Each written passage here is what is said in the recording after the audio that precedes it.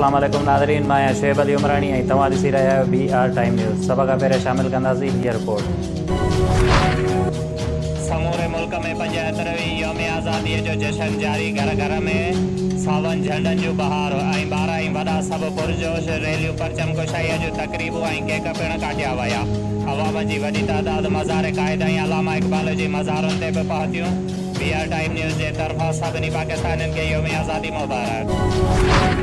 1958 में जामे शहादत नोश करण वारे मेजर तुफैल मोहम्मद जी मज़ार ते गुलनि जी चादर चढ़ाई वई।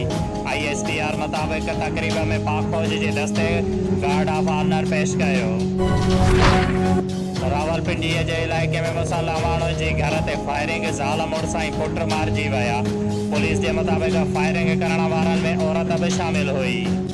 शुएब अली उमराणीअ खे ॾींदा इजाज़त। वधीक ख़बरुनि ऐं अपडेट्स लाइ ॾिसंदा रहो BR टाइम न्यूज़।